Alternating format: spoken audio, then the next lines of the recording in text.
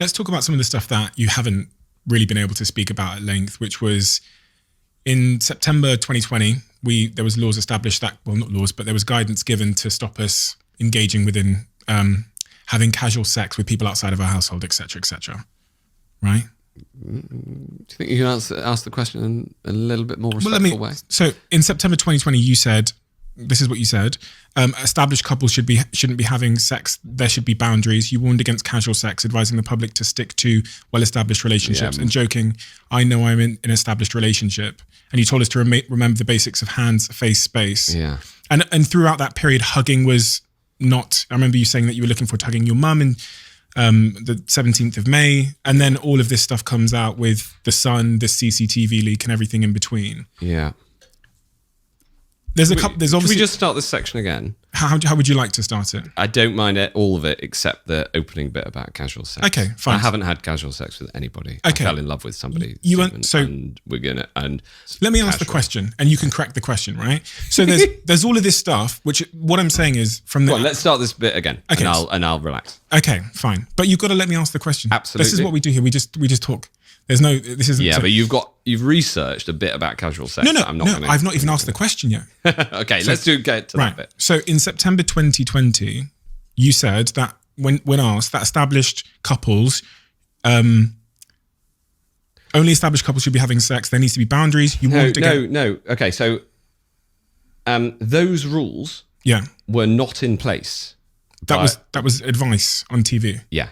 But those rules were not in place when all this happened. So there's a way that we can do this bit of the conversation, but we cannot do it with you talking about casual sex. Can I ask the question? You can ask a question, but let's ask a question in a reasonable way. Okay, so I'm going to ask the question. Just this bit is really hard for me as well. I completely understand. I actually haven't asked the question yet. This is all just a preamble. No, it's not. The point that's been leveled at you is very simple. It's that there's a contradiction in what you said and how you behaved. That's what I'm getting to. I totally get that bit. So can I ask that question? Yeah, go for it. So the point that's been leveled at you is there's a contradiction in how you behaved versus the guidance you were giving as health secretary. Yes. This is not a revelation. I mean, this is not a revelation. Exactly. This is what everyone's been saying. Hugging was advised against, distance. There was this whole hands, face, space thing, which we were all told to obey. Yeah. And couples were, when asked, you were said to stick within well-established relationships. And you jokingly said, I know I'm in an established relationship. Then this CCTV stuff comes out. Yeah. My question is, you talked earlier on about funerals and people going through an immense hardship. People say you were a contradiction. Yeah. What's your response to that? How do you receive all of that when this is what everyone says? This is not Steve Bartlett has said it for the first time. No. It's what the whole world is saying at you. This is the central thing. Yeah. And this is ultimately why you resigned. That is my response. So I resigned because I broke the social distancing guidelines. Yeah. By then they weren't actually rules, they weren't the law, but that's not the point. The point is they were the guidelines that I'd been proposing. And, that happened because I fell in love with somebody. And, I've known Gina for more than half of my life. And we first actually worked together on student radio back in the Oxford days. And I brought her into the department to help with public communications in the same way we brought loads of brilliant people in who were experts in their field. And so we spent a lot of time together, ironically trying to, get me to be able to communicate in a more emotionally intelligent way. And we fell in love. And, that's something that was completely outside of my control. And I regret the pain that's caused and the very, very, very public nature. Anybody who's been through this knows how difficult it is, how painful it is. Doing that in public is incredibly painful. And, but I fell in love with someone. Did you fall in love while working together? Yeah. Okay.